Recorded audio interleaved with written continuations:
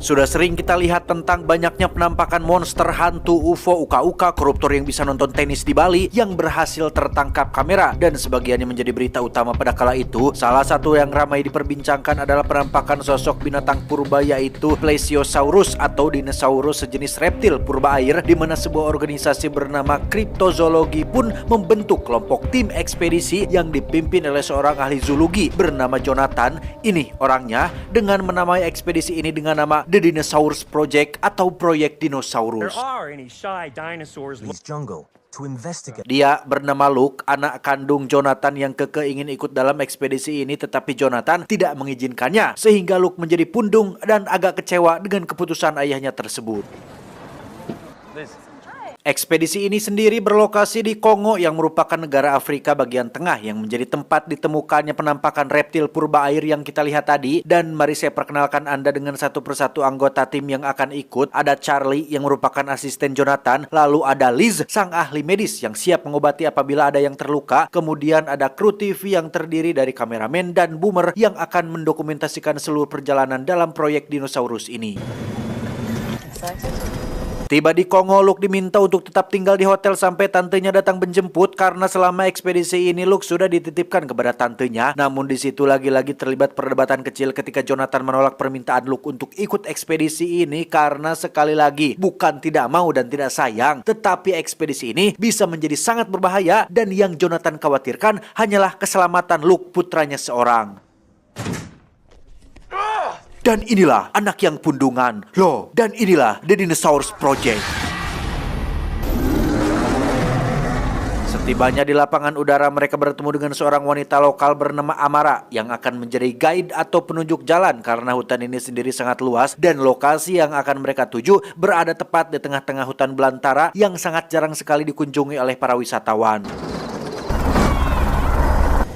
Menggunakan helikopter, Jonathan dan tim terlihat sudah berada dalam penerbangan menuju titik yang dituju. Namun alangkah terkejutnya Jonathan saat mengetahui jika Luke, putranya, diam-diam ikut bersembunyi di ruangan bagasi. Entah bagaimana caranya dia bisa ada di sana, tetapi sang pilot tidak bisa putar balik karena bahan bakarnya tidak akan cukup. Yang di sini lagi-lagi sang ayah membentak dan memerahi Luke yang keras kepala untuk ikut dalam ekspedisi ini. Sebagai generasi milenial, Luke memiliki beberapa perangkat kamera GoPro yang sengaja dia bawa untuk merekam semua aktivitas, di mana saat helikopter terbang tepat di atas desa kecil tradisional yang masih primitif, muncullah beberapa binatang terbang yang tidak mirip seperti burung, yang ketika binatang-binatang itu mendekat, tiba-tiba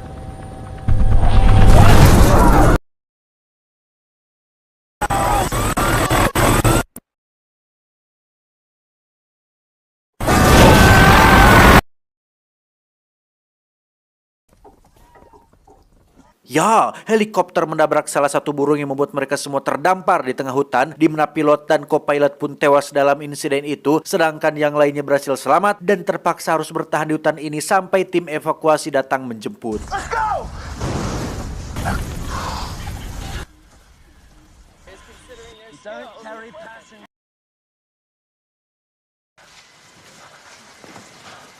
Tiba di desa tradisional, mereka tidak melihat satu orang pun yang tinggal di sana, yang karena hari sebentar lagi gelap, Jonathan dan kawan-kawan memutuskan untuk tinggal di salah satu gubuk yang ada di sana. Disinilah Luke memberikan sedikit kontribusi ketika dia membawa kamera sensor gerak yang bisa merekam secara otomatis apabila ada pergerakan di luar sana. Stok makanan pun lebih dari cukup untuk mereka bisa bertahan selama beberapa hari, sehingga untuk sementara waktu semuanya masih aman terkendali.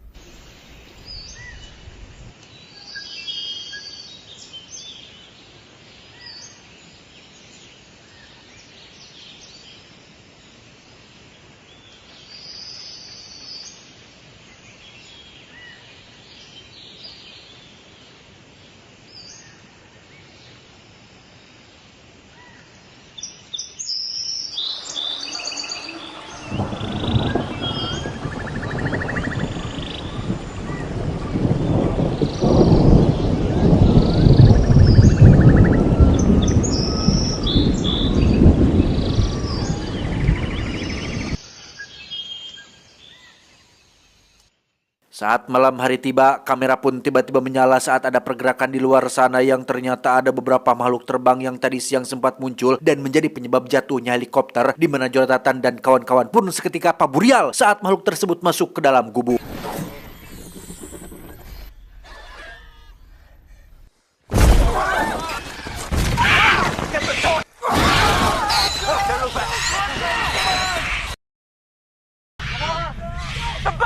Mereka semua pun kabur ke tepi sungai dan naik ke atas perahu milik penduduk desa. Beruntung makhluk itu tidak mengejar, sehingga mau tidak mau mereka semua harus bertahan di atas perahu tersebut.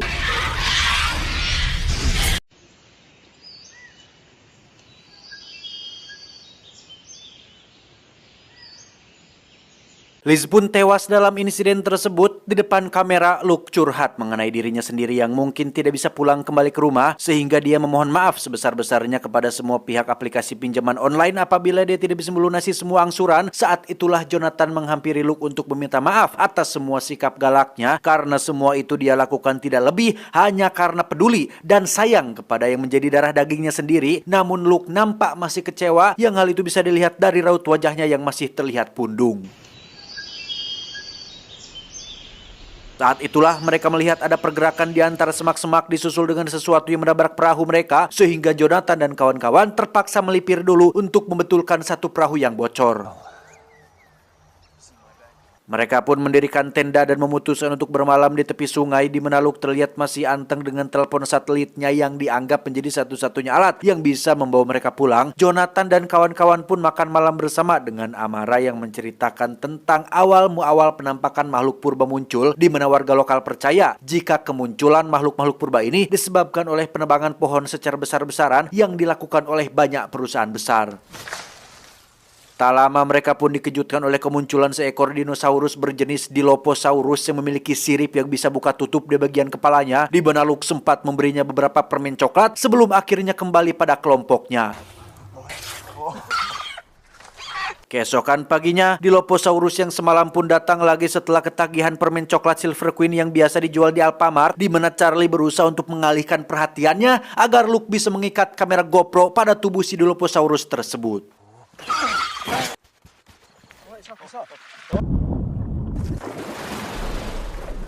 Mereka semua benar-benar sangat terkesan saat melihat si Dilophosaurus ini mampu berenang dan menyelam di dalam air, yang setelah beberapa saat terus memantau, akhirnya ditemukanlah sebuah goa yang menjadi jalan masuk dan keluar para dinosaurus ini. Namun karena jarak yang terlalu jauh, kamera pun seketika mati akibat transmisi atau sinyal yang tidak terjangkau.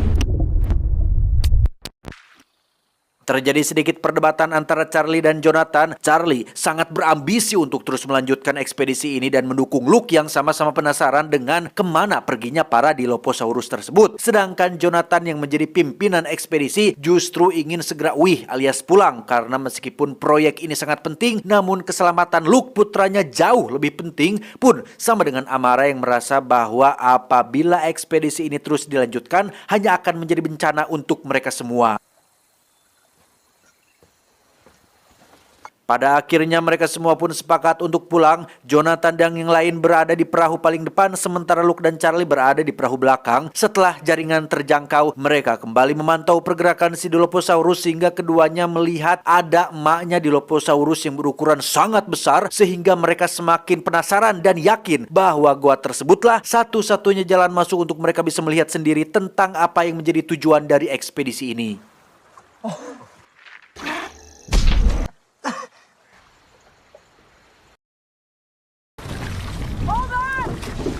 Dan ya, terjadi insiden kecil saat melewati arus kencang, di mana Charlie dan Luke harus terpisah dari Jonathan yang secara kebetulan membawa keduanya masuk ke dalam goa, yang alhasil Jonathan dan yang lain pun tidak memiliki pilihan lain selain menyusul mereka berdua.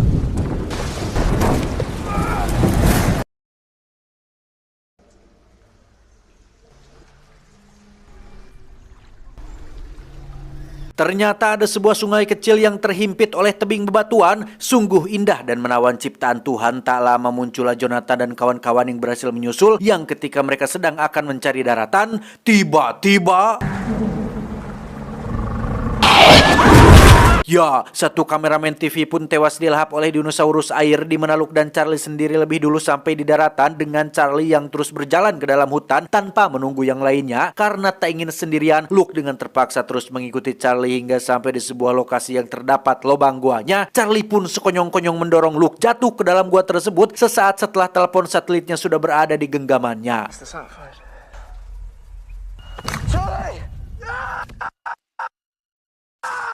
Beruntung Luke masih hidup dan tidak mengalami cedera sedikit pun, sementara Jonathan, Amara, dan si Boomer baru saja tiba di daratan dengan perahu yang masih utuh. Yang ketika Jonathan ingin pergi ke dalam hutan menyelamatkan putranya, Amara sendiri memilih untuk tidak ikut dan tetap pada rencananya, yaitu pulang menggunakan perahu dan mengikuti arus sungai setelah merasa bahwa tempat ini terlalu berbahaya untuk keselamatannya. Kembali ke Luke yang masih sendirian dan hanya bisa berbicara dengan kameranya, dia pun dikejutkan oleh kemunculan Dilophosaurus yang kemarin dia kasih makan. Yang ketika Luke melihat ada sesuatu yang bergerak di balik semak-semak, dia pun mencoba mencari tahu dan... ya, ternyata itu adalah dinosaurus terbang sejenis Pteranodon yang kemarin sudah menjatuhkan helikopternya. Yang ketika Luke sedang terdesak, tiba-tiba muncullah si Boomer dan Jonathan yang berhasil menyelamatkannya. Si Boomer masih kesal atas kematian rekan kameramennya, sehingga dia memutuskan untuk terus mengejar para Pteranodon itu hingga tak sengaja membawanya ke habitat yang menjadi tempat tinggal mereka. Si Boomer mati, Luke dan Jonathan terus menyusuri hutan hingga sampai di sebuah lembah yang tak pernah mereka lihat sebelumnya. Dan tak lama terjadilah longsor batu yang membuat ayahnya harus ngagulantung tepat di tepi jurang. Yang rupanya longsor itu bukanlah longsor alami, melainkan dibuat oleh si Charlie yang sengaja ingin mencelakai mereka berdua. Sehingga Jonathan harus tewas jatuh dari tebing setelah dirinya tak bisa bertahan.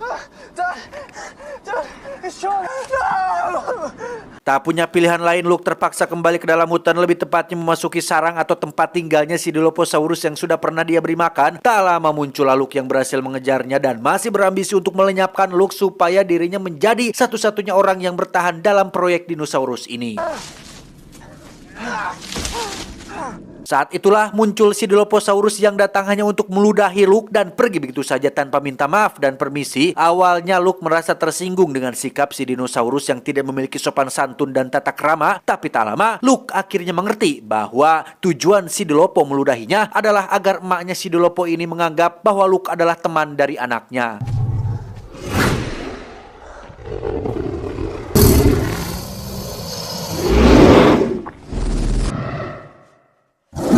Charlie tewas dilahap sementara Luke pergi ke lembah dan menyadari bahwa tempat ini adalah lokasi yang menjadi habitatnya para dinosaurus yang masih bertahan selama jutaan tahun. Dengan fakta bahwa dia tidak bisa kembali pulang, Luke pun mengumpulkan semua hard drive kamera milik para kru TV termasuk kameranya sendiri dan melemparkannya ke bawah air terjun berharap ada orang yang akan menemukannya.